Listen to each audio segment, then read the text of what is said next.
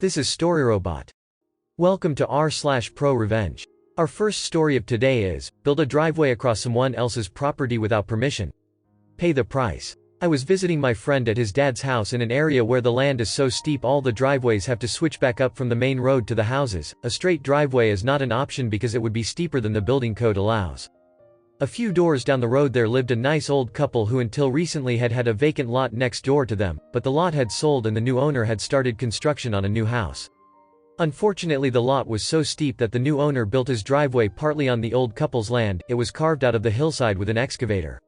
This probably wouldn't have been a big deal if the new owner had approached the old couple first and asked nicely, but did he? Would I be telling this story if he had?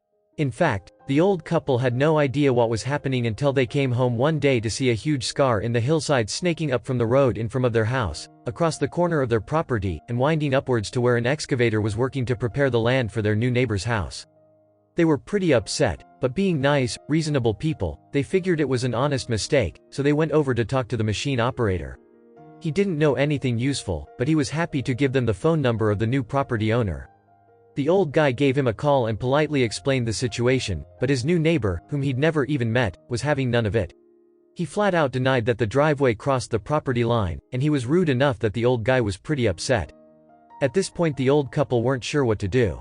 They double-checked the property pins to make sure they were right, and of course they were, but after further conversations with the new owner it was clear he was an unreasonable guy who wasn't going to come to the negotiating table willingly. The old couple didn't want to take legal action because that would have been expensive and, frankly, the damage to their yard was already done. At the same time, they couldn't just let someone walk all over them like that, especially if they were going to be living next door for the foreseeable future. So the situation stewed for a while as construction continued on the new house, until one day when my friend's dad saw the old couple in the neighborhood and they started chatting. Of course they told him the story about the beephole new neighbor.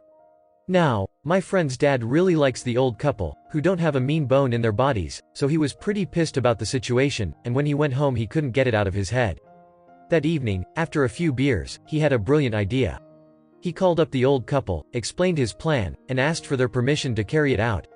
They chuckled and gave him the go-ahead, so he hopped into the rusty old full-size pickup he kept as a second vehicle and drove it over to the old couple's place, where he parked it across the encroaching driveway, making sure it was entirely on their property. The next morning the work crew arrived bright and early to find that they couldn't drive to the house they were building because some jackass had parked a shitty old F-150 across the driveway. They saw the note in the window with my friend's dad's phone number on it, so they called him to ask WTF. He explained that he had permission from the owners to park there and that, no, he would not move his truck so they could get to work. Furthermore, if anyone attempted to tow the truck they would be charged with trespassing and theft.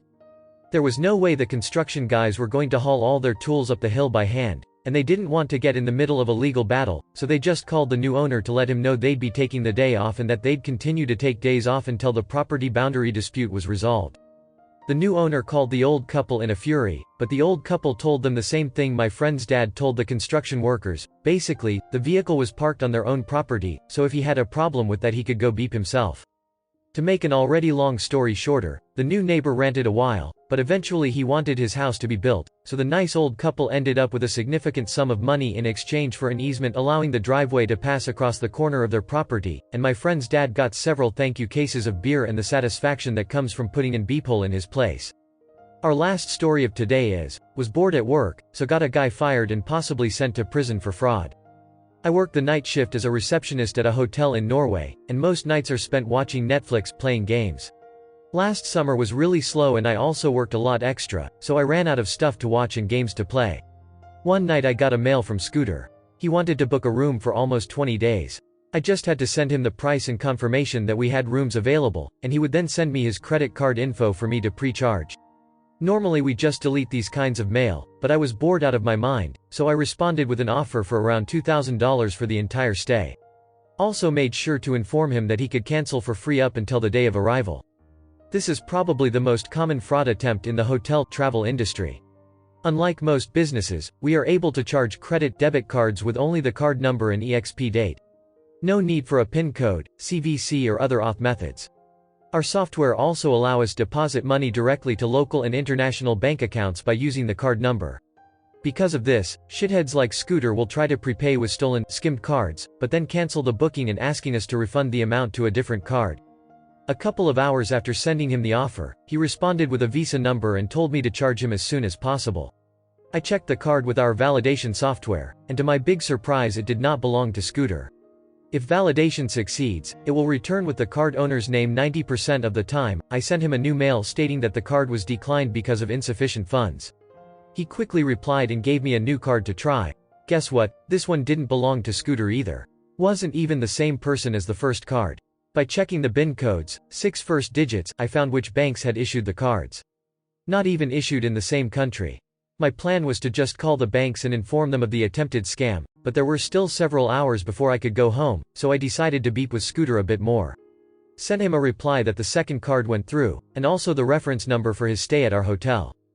As expected, a couple hours later Scooter sent a mail canceling the order and asked if we could refund the money to a different card, as he had lost his wallet and deactivated the card he paid with. This card was issued from a Polish bank. Not sure why, but Polish bank accounts are often used by people who want to launder money from bitcoins and drugs. You can buy a legit card for around $500 that is registered to some girl in Poland from Darknet. At this point, Scooter were probably pretty happy about the $2,000 he soon would receive. I replied that it was no problem for me to transfer the dollars to a different card, as long as it was valid. How fun would it be to also cancel his own card, so that he had to spend $500 for a new one? Not fun enough. In the last mail I wrote that he could send me the card number, but that our email server would go down for maintenance in a few minutes, so my boss would do it on Monday. It was now Saturday morning, so enough time for the charged bank to call us and reverse the transfer if he needed the money right away. I told him to call the hotel before I ended my shift at 7 o'clock. He called almost immediately, and I wrote down the card number and his phone number. Told him I transferred the money, and that it would be in his account by 12 o'clock. My shift ended, and I went home with all the info Scooter had provided.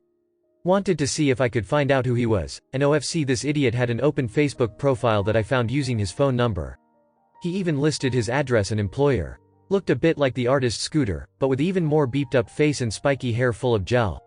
He lived somewhere outside of London, in an area I would describe as a British trailer park. Houses that were nice at some point, but where the owners had spent £0 on maintenance since it was built. Thrash everywhere, and broken windows that were boarded up or fixed by sealing holes with garbage. Now to the fun part. According to his Facebook profile, Scooter worked at a hotel. This meant that he would have access to card information from guests that booked through sites like Booking.com. I called the manager of the hotel, and told him there were reason to believe that one of his employees were trying to commit credit card fraud, and that the cards' numbers could belong to their guests. Gave him the name of the people who owned the cards Scooter tried to pay with, and to no surprise both had stayed at the hotel. Told him it was Scooter, and the manager just exploded in anger. Not 100% sure what he said because he was screaming so loud, but I think Scooter wasn't a normal employee. He worked there through some kind of government training program or something. After talking to the manager, I called both Visa and MasterCard International and told them about Scooter's little business venture. Apparently it's pretty easy to check if there are more cards that have been involved in fraud, where the cards also have been used at Hotel Scooter. With his Polish deposit account info, they would also be able to pin it on Scooter if he had been successful in scamming anyone, and sue him for the amount stolen. The police also called me later to get a statement regarding the whole situation, so I know that the manager reported it to the police. Not sure what happened to Scooter, but according to his Facebook profile, he no longer works at the hotel or anywhere else as far as I can see. Thank you for watching. Error. Problem detected. Not enough subscribers. Please subscribe, like and comment.